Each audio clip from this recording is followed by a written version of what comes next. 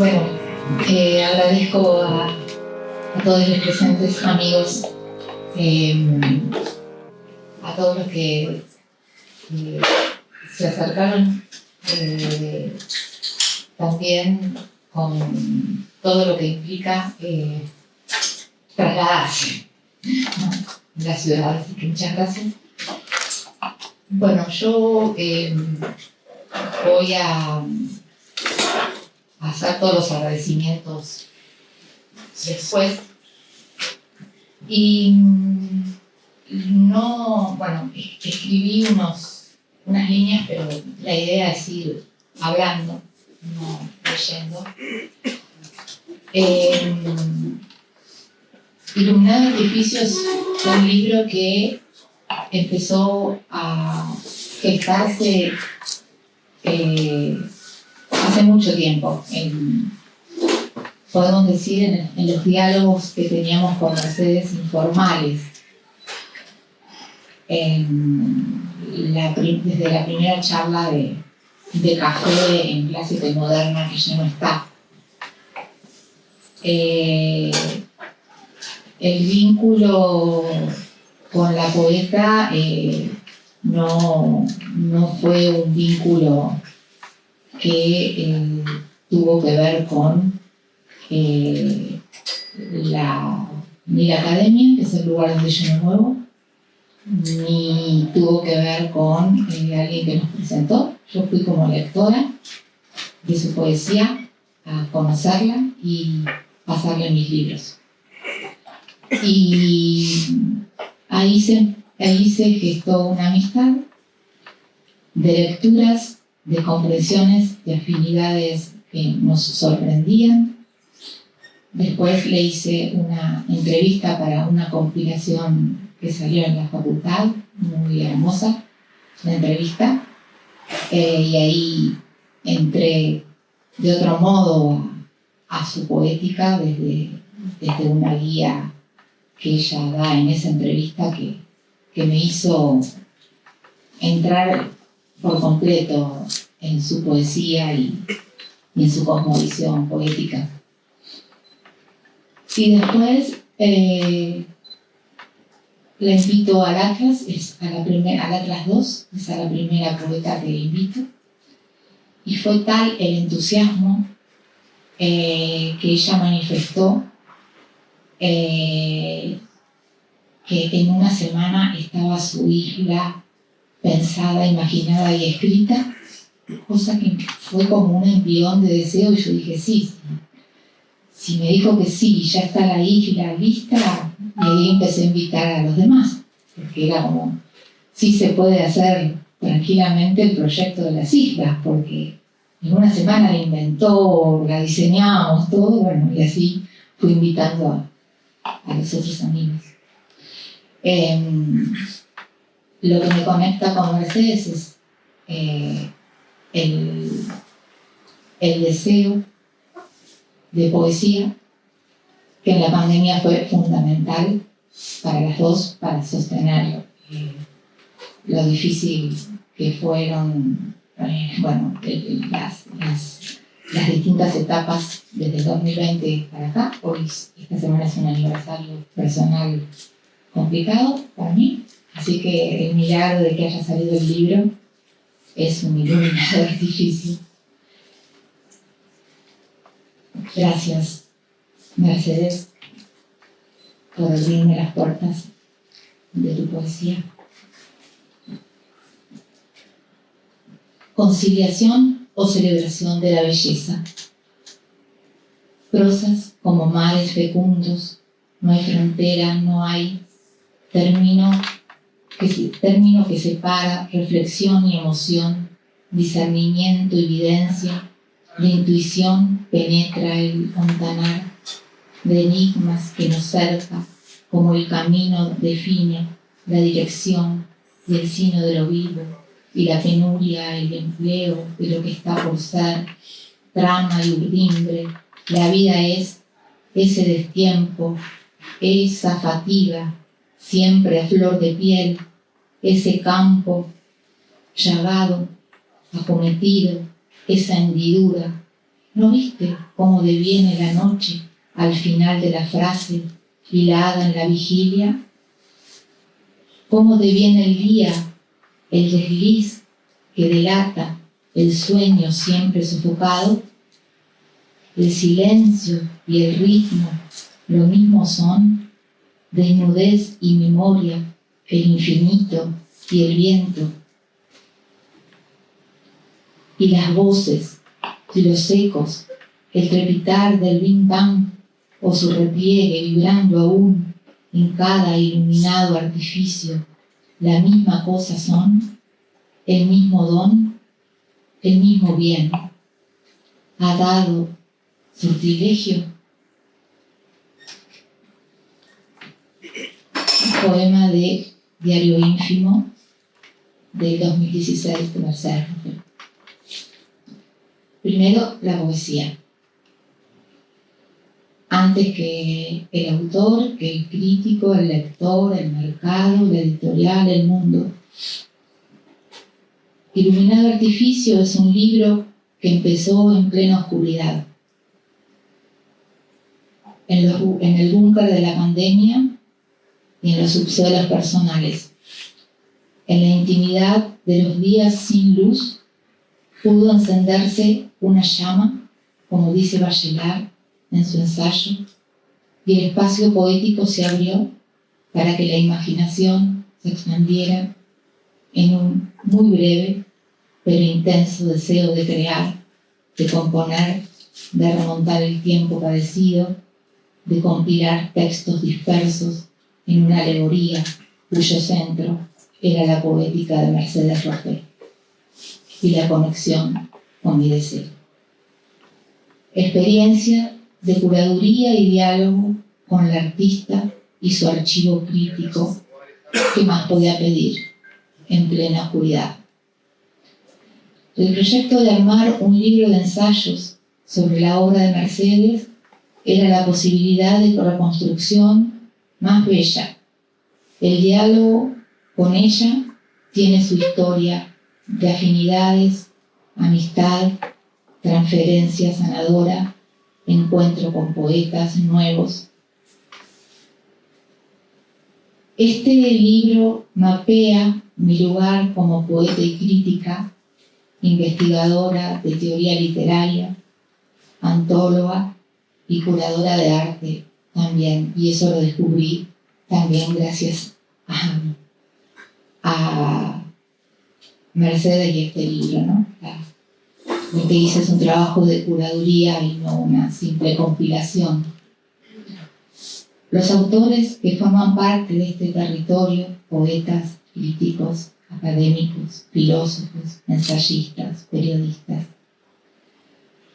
Este territorio abierto es un territorio abierto porque hubo que realizar una selección de textos y pedir la escritura de ensayos a escritores que miraran desde otras zonas la poesía y la misma obra de Mercedes. Por eso también no solamente fue un trabajo de archivo, de juntar los materiales que estaban escritos sobre la obra de Mercedes Rofé, sino que también pedí, en este caso están presentes a Adrián y Lucas, y también a Germán Profi, que no pudo venir, especialmente porque ellos, como lectores de la poesía, pensaron cosas hermosas, entonces escribieron especialmente para el libro.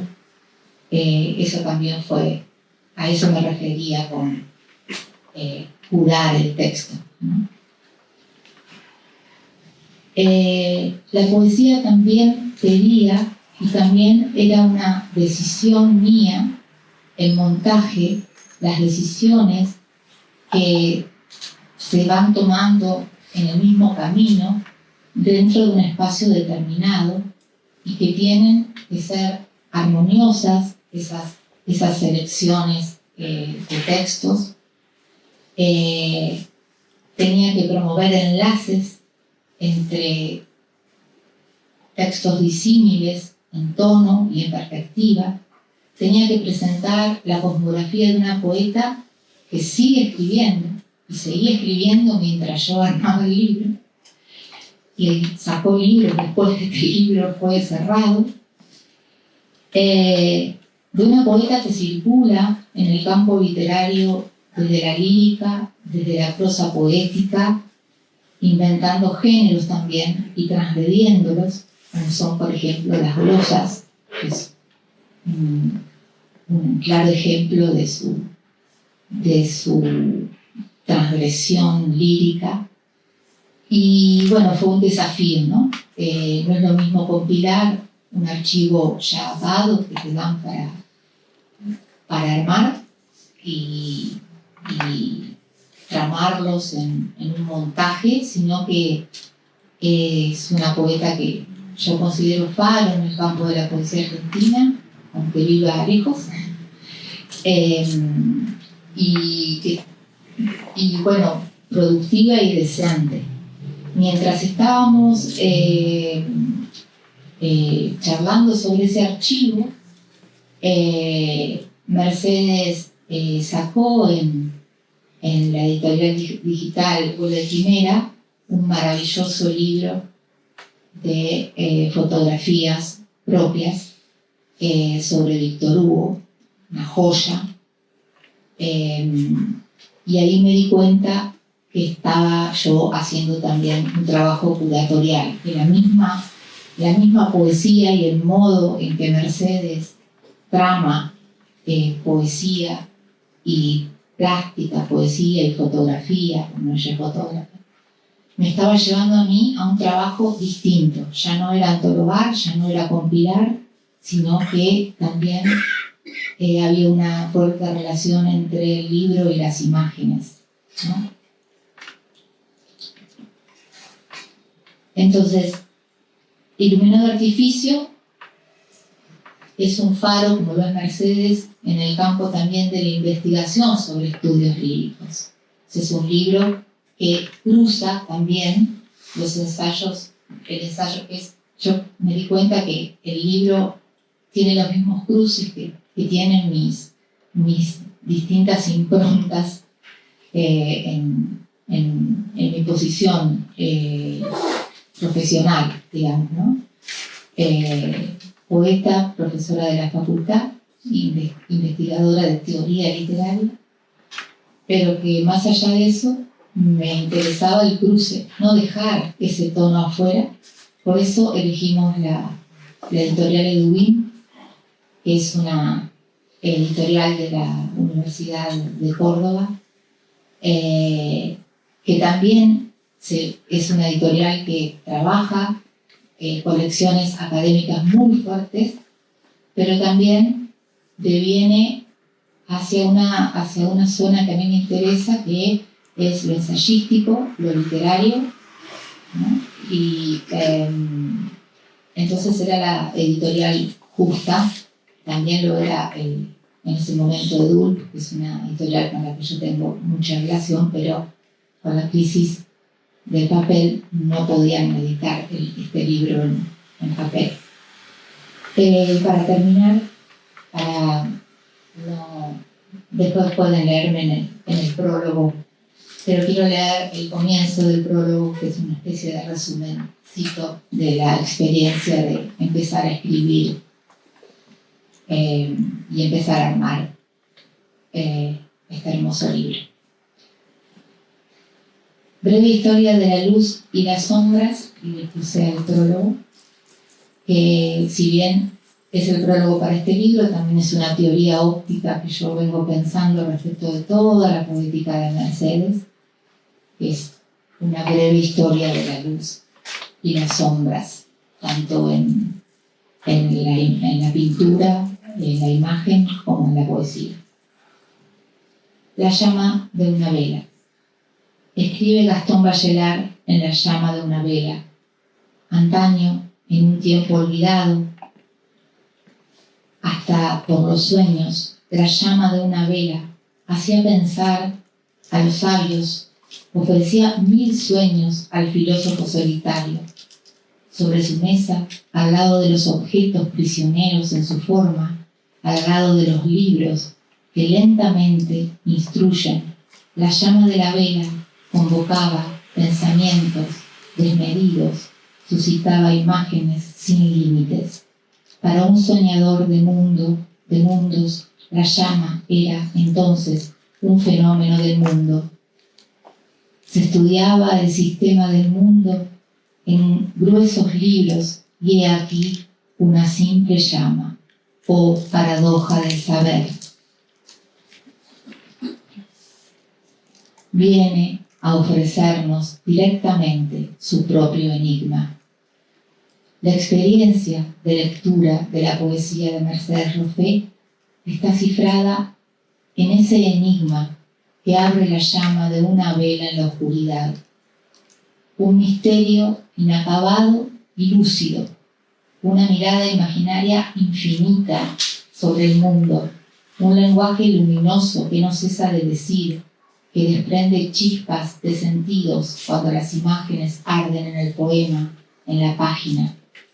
El título iluminado, Artificio, surge de una metáfora de un poema de diario ínfimo, Conciliación o celebración de la belleza, que es una breve arte poética, una descripción retórica de sus procedimientos, de su tono particular, de su rítmica, de sus silencios, de su estética.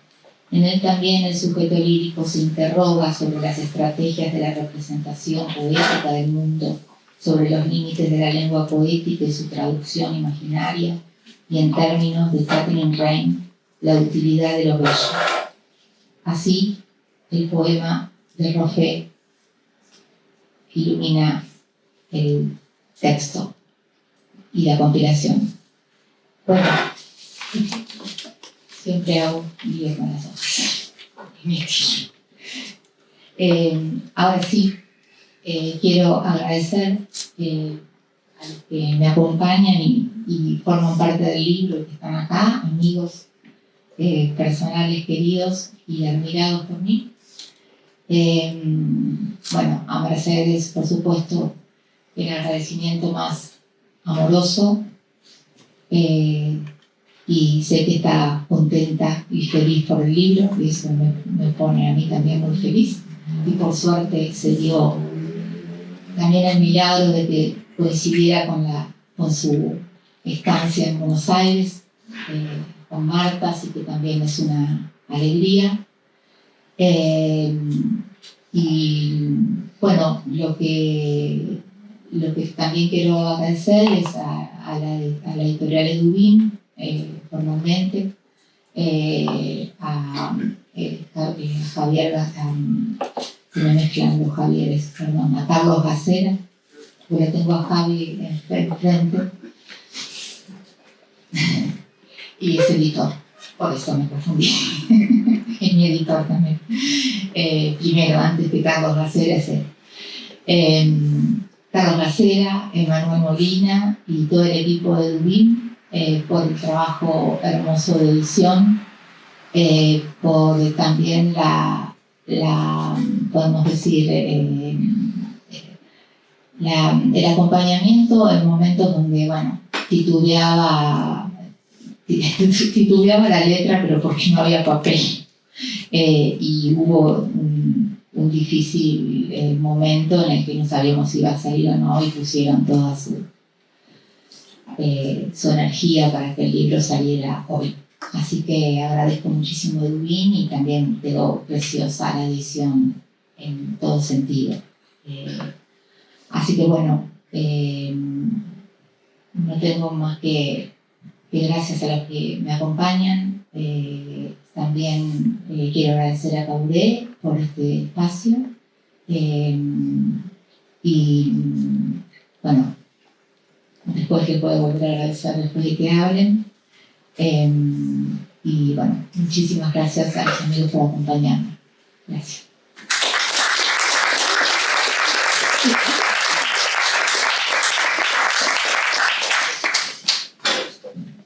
Paso a Luca.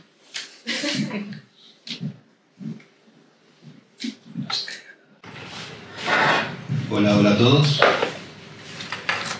Muy contento de estar acá con Mercedes, con Eugenia, con todos, después de esta pandemia, este es un espacio también de reencuentro para mí. Bueno, hace ya 3 años que no nos encontramos con Eugenia, por ejemplo, y por eso también me puso muy contento la convocatoria.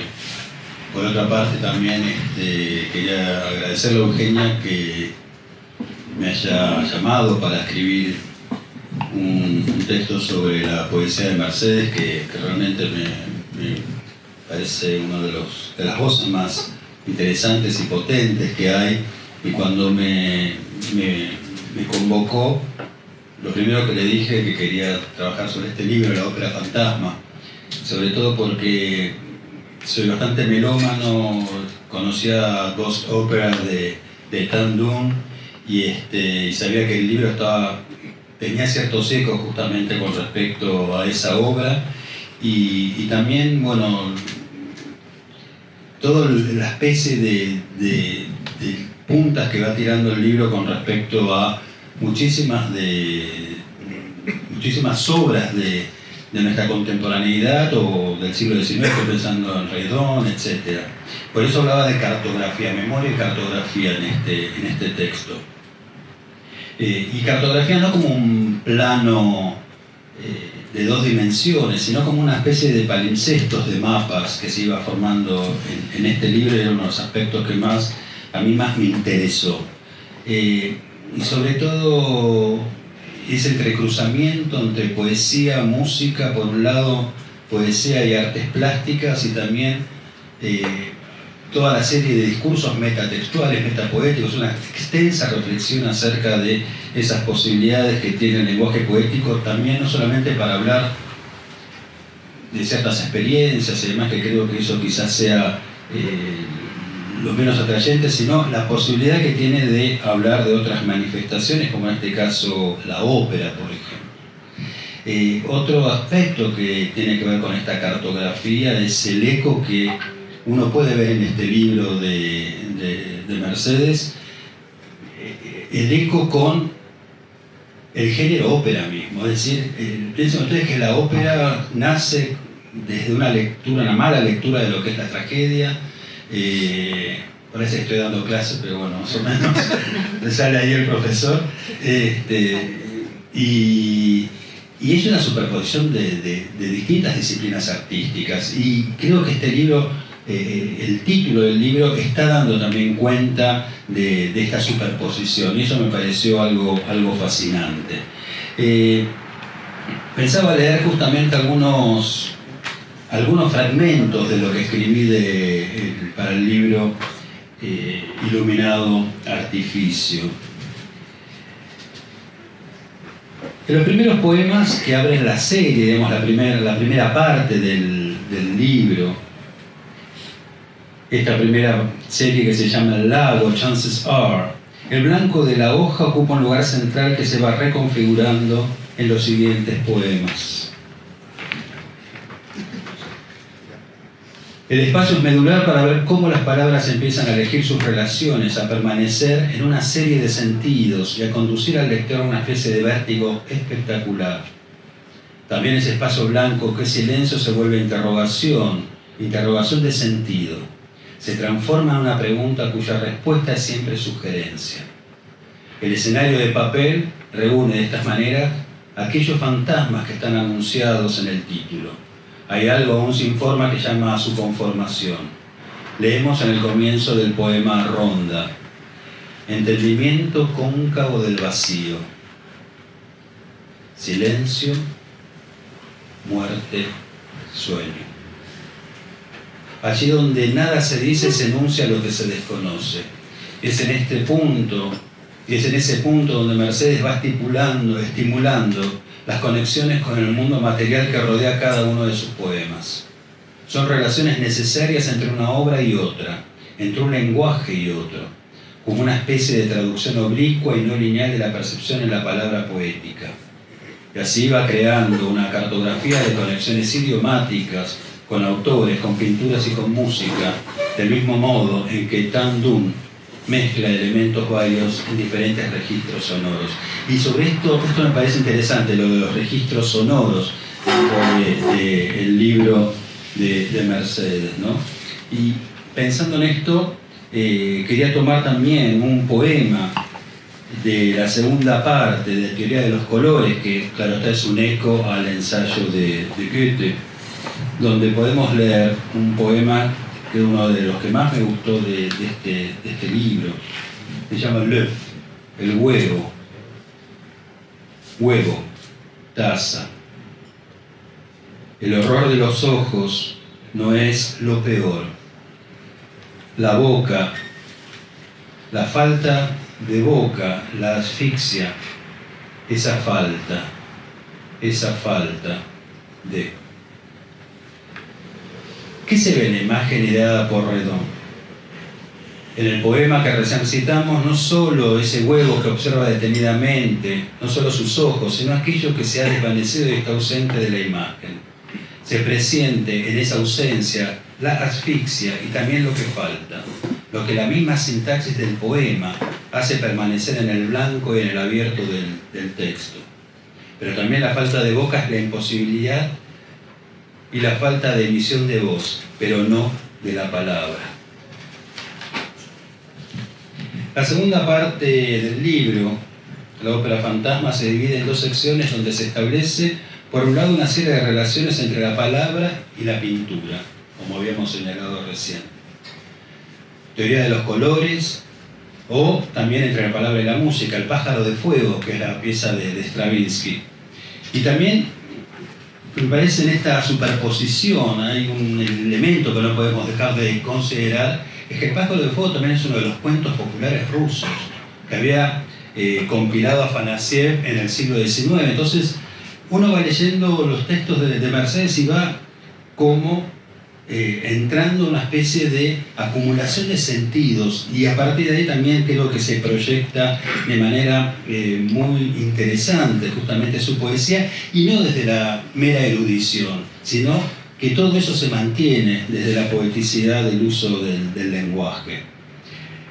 En relación también con la construcción del libro, creo que es central esa materialidad que también nos está proponiendo Mercedes, porque justamente por ese uso del espacio en la página, que tiene que ver también con algo que señalaba recién Eugenia, ese interés por las artes plásticas, esa caligrafía que también aparece en muchas de las piezas plásticas justamente de Mercedes, y que podemos pensarla también con respecto a su poesía. Y para terminar quería como leer el último párrafo justamente del ensayo. En este libro, Mercedes extiende un escenario blanco que diluye los límites y constituye una especie de palimpsesto escenográfico, donde los vivos juegan con los muertos. Un espacio donde fluye la voz, donde corre cada palabra a través de otras ingenierías y otras poéticas para buscar el espacio necesario de la composición del poema. Una ópera fantasmas que es diferente a la de Tandun, pero donde ésta participa en un nuevo espacio escenográfico y donde es transformada en un personaje.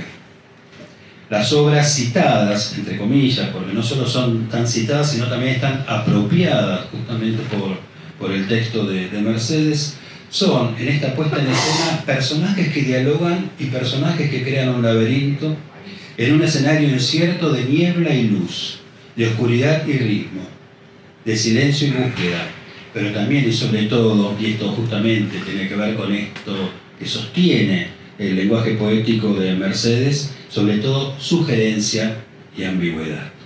Muchas gracias, y gracias Mercedes también por...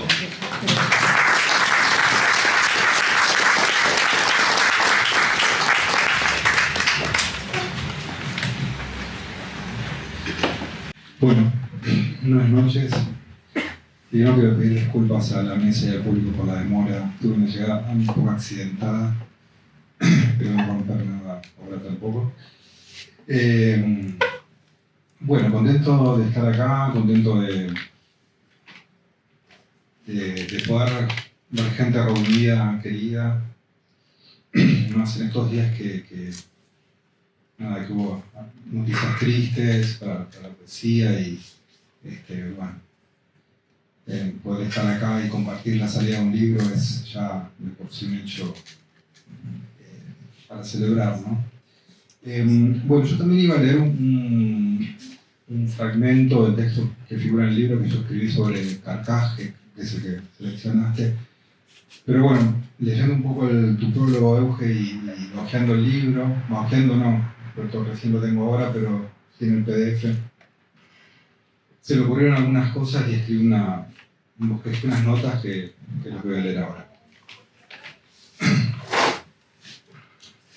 Sigo la obra de Mercedes Roffé desde hace varios años. Escribí notas sobre varios de sus libros, cosa que me pasa con pocos escritores. La necesidad de volver a un autor tiene que ver con el entusiasmo por seguir los pasos de un desarrollo escritural, con el conocimiento y la amistad, y sobre todo con cierto enganche, hermosa metáfora futbolera, con la puesta en escena de un modo de mirar y nombrar. En este caso, una poesía lúcida, concreta y a la vez espectral.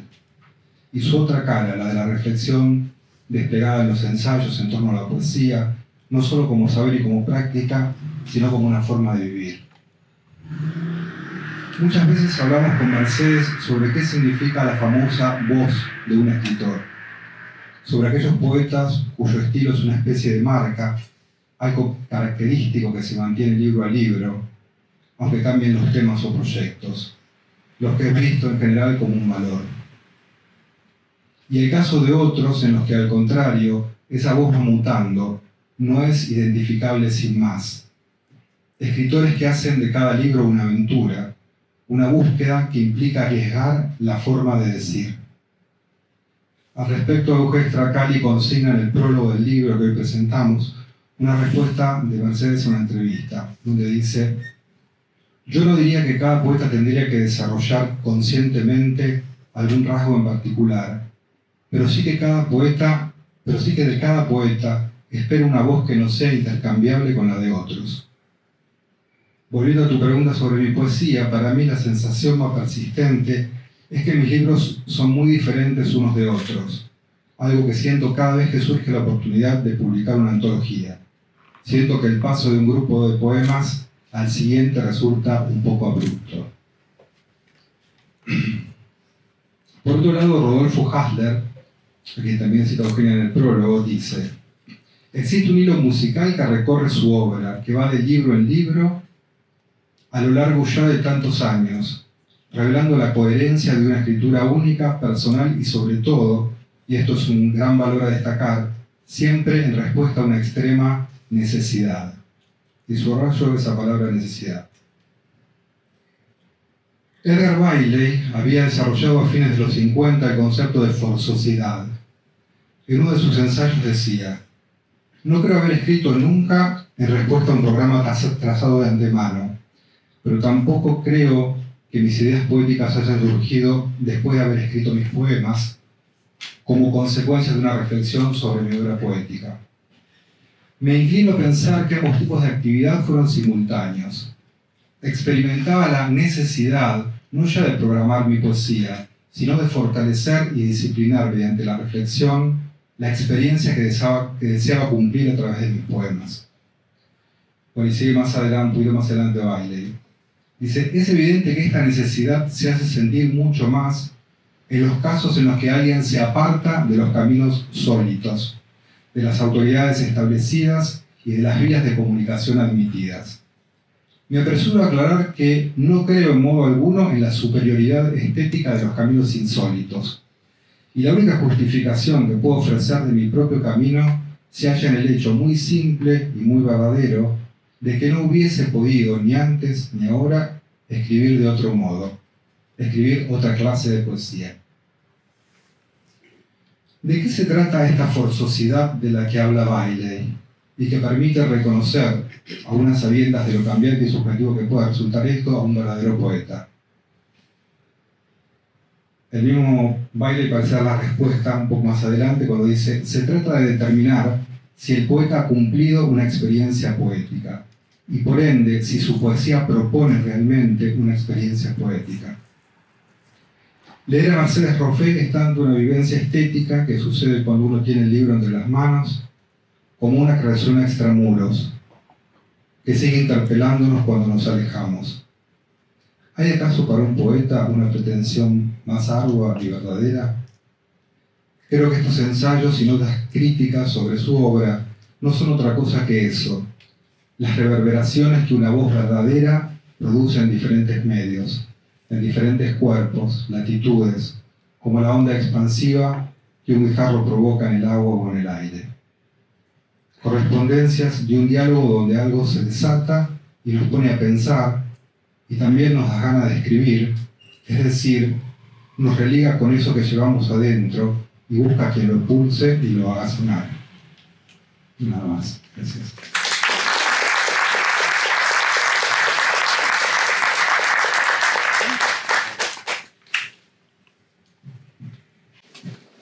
Buenas noches a todos y todas.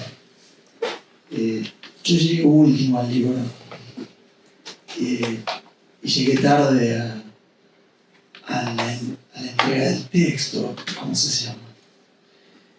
Y sucedió que escribí buena parte de lo que escribí en el hospital. Y esto suponía que quien estaba internada era mi madre.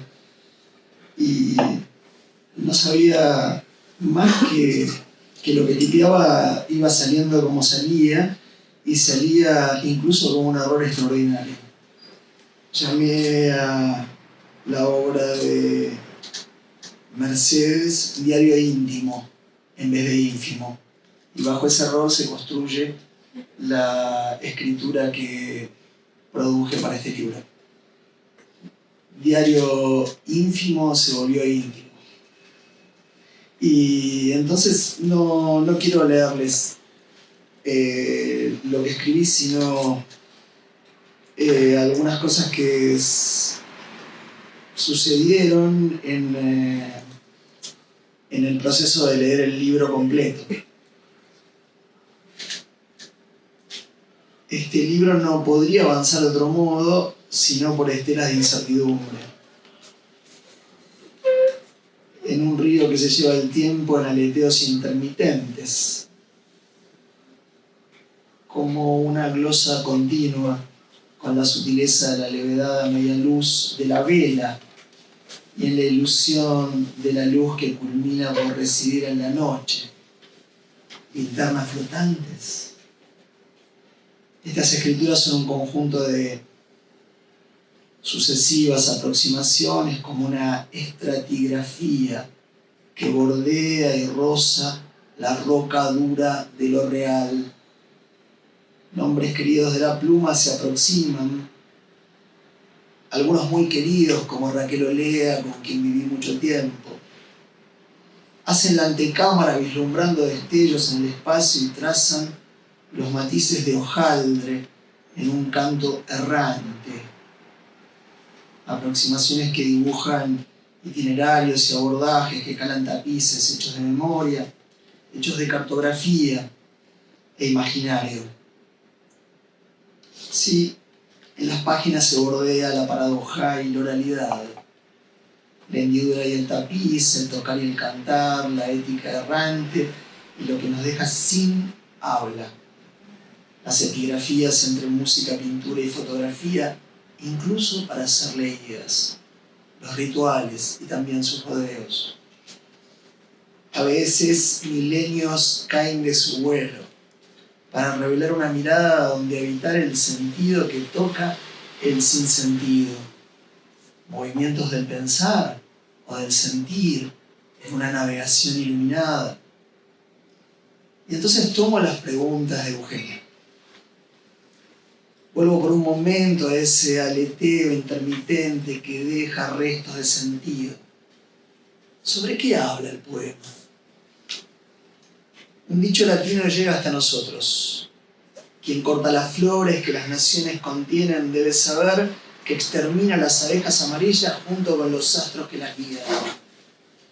Mis conversaciones con mi filósofo amigo sanjuanino comienzan así.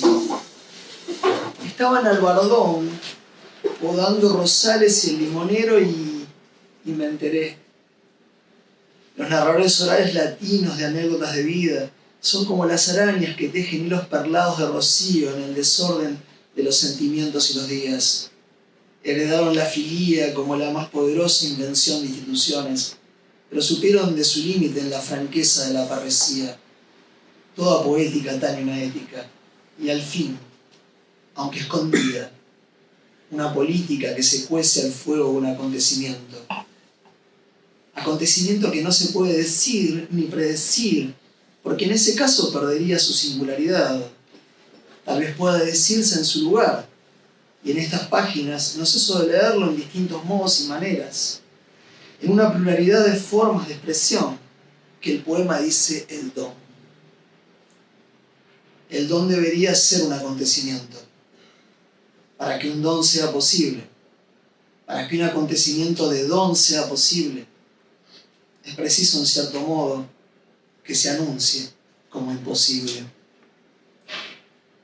Para que haya don, no tiene que haber ni reciprocidad ni devolución, ni deuda, ni contradón. Ya que si así fuera, estaríamos ante un caso de intercambio. Tampoco debería haber justicia o paradoja al saber. Por eso recuerdo las meditaciones de Kierkegaard que me acercan a la gratitud a partir del reconocimiento de que quien dio el don se regocija tanto como yo al recibirlo. ¿Quién habla en el poema? No es cuestión de invocar una historia o negarla, todo tiene una historia. Y si esta ceremonia ritual de la que participamos hoy convive con simposios y banquetes como un pacto de lealtad entre pares, eso no cambia las lecturas, siempre privadas, siempre únicas. La historia está sometida a la intriga, aunque solo sea porque la política intriga cuando no resume la vida de un pueblo o de una historia familiar. Y sabemos lo difícil e improbable de resumir del animal tazador en que supimos convertirnos. Los historiadores tienen miedo y fingen que lo que sucede en el mundo de las vidas tenga algo de coherente. Los poetas hacen sus trazas y experimentan. El verbo griego noein, que se traduce como pensar, siempre quiso decir, y quería decir primero, oler. Pensar es olfatear la cosa que surge del aire circundante. ¿No es acaso lo que hacen los poetas? Homero medita sobre un perro y escribe sus gestos. Los signos o las huellas de lo viviente fueron llamados sémata, e indican los excrementos de los animales perseguidos, luego las marcas de su camino y finalmente los astros que jalonan su recorrido. Parménides anticipó la palabra latina sideral al percibir los signos de este cosmos. Pensar o poetizar, y no encuentro diferencia al fin. Desde el Lisis de Platón no encuentro diferencia al fin. Es leer un camino por el olfato en un ambiente sideral, donde se esculpen en todas las direcciones lo que se vuelve después relieve en el campo visual. Es que primero se huele y después se ve. Provenimos de una especie de predadores. La presa engullida no se contempla, sino una agresión simultánea. La contemplación indica la visión de los restos de un predador saciado. Se dirá aquí que el sujeto lírico es pasaje, vidente y cámara para proyectar imágenes a través de un montaje. El que conoce el paus, el lugar, su lugar, se sabe rastreador de sensaciones y de huellas. Y si no lo conoce, se extravía y experimenta. La noesis o el acto de pensar, sentir, oliendo lo sideral, indica algo que es propio e indaga en lo propio. Esa parece tarea de poetas. Pero solo de poetas. ¿De dónde proviene la luz del poema? Quien abrazó la filosofía como provocación y consuelo, comprende una tarea cercana al poeta.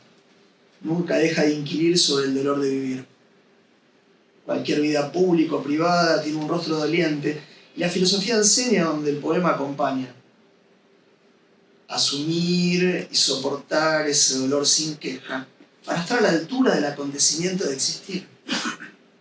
La filosofía y la poesía se rozan y se separan, se juntan para interrogar lo sideral. Ambas exigen una vida de artista o una vida de santo. Meditar sobre los signos no es otra cosa que contemplar para la tradición una memoria. Contemplar con el cuerpo lo inmediato y lo lejano.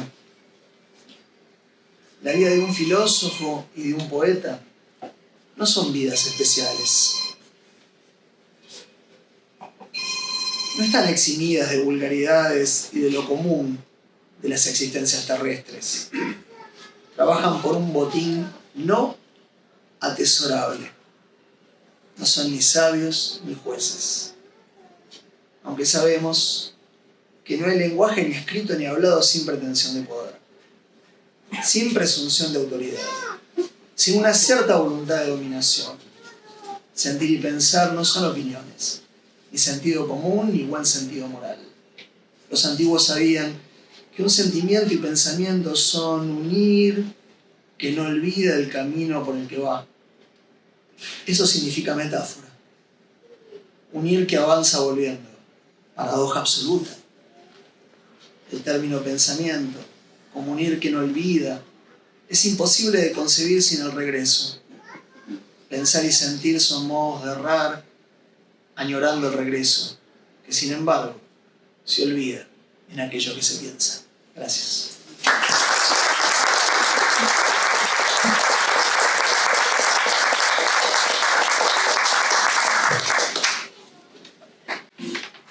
Bueno, cuando decía que había un montaje en el libro, pueden ver en el índice que los textos contienen distintas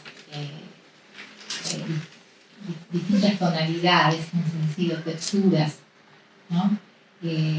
Hay poetas escribiendo textos que son reseñas, prólogos, pero lo interesante es que elegí también que a pesar de ser reseñas o prólogos tenían una conjetura, una hipótesis acerca de la lectura de la poesía de Mercedes, más allá de que tienen distintos digamos orígenes los textos, ¿no? Entonces van a encontrar ensayos que son más, podemos decir, breves, porque siguen el género reseña, otros que son más, que tienen un tono muy fuertemente filosófico, como el de Adrián o el de Germán Prosperi, y después prólogos o reseñas o textos como el de Concepción de Bertone también. O sea, la mirada de una poeta sobre otra poeta, que también es una teoría, una concepción y una teoría y una hipótesis también, ¿no? Con otro marco que no sea científico, pero también es un libro que yo pensé para que cualquiera que quiera conocer la poética de Mercedes pueda entrar por distintas puertas. Bueno, yo quería pasarle el micrófono a Mercedes, que seguramente quiere decir algunas palabras. Ella no es charleta igual, pero a lo mejor alguna palabra quiere decir.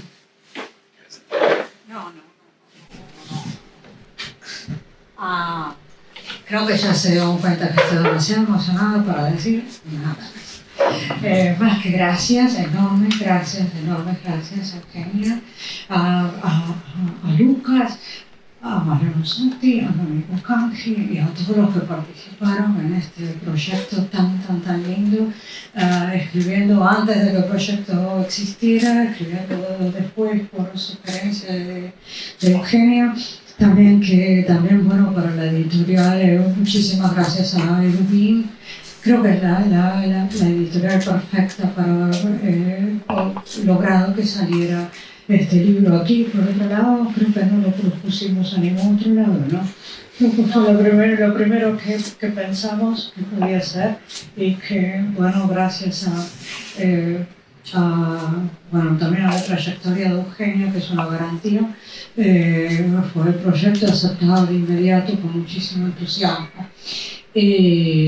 Bueno, muchísimas gracias también a toda la gente que no está, pero que participó. Pensamos en algún momento hacer un Zoom o algo con gente con la que no podemos hacer una actividad presencial. Pero bueno, gracias a Kaburi también, a todos ustedes por acompañarme no solo esta noche, sino en toda mi vida. Muchísimas gracias a todos.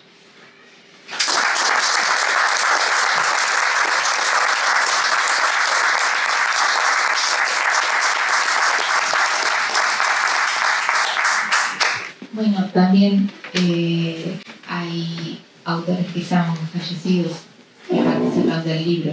Eso quería decir, así que también es un homenaje a los que escribieron sobre Mercedes y ya no están, ¿no? También lo que pasó es que a lo largo del armado de este libro la pandemia se fue llevando a personas. El libro empezó siendo un proyecto y terminó siendo otro, ¿no? Agrupando en función de cómo iban los tiempos. Así que bueno, ¿querés que abra por si alguien quiere hacer algún comentario, Marce? Sí. Si alguien quiere comentar o preguntar, si no, cerramos. No sé si alguien quiere preguntar algo, decir algo. Siempre lo hacemos, ya lo venimos haciendo, es performático. Pasar a la hora de los abrazos y las fotos. O pasamos a los abrazos, las fotos, que acá atrás un fotógrafo genial para que nos saque.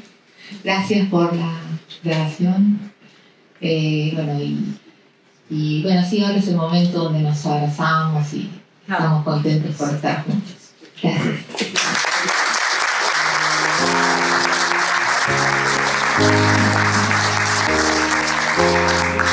Gracias a Dios.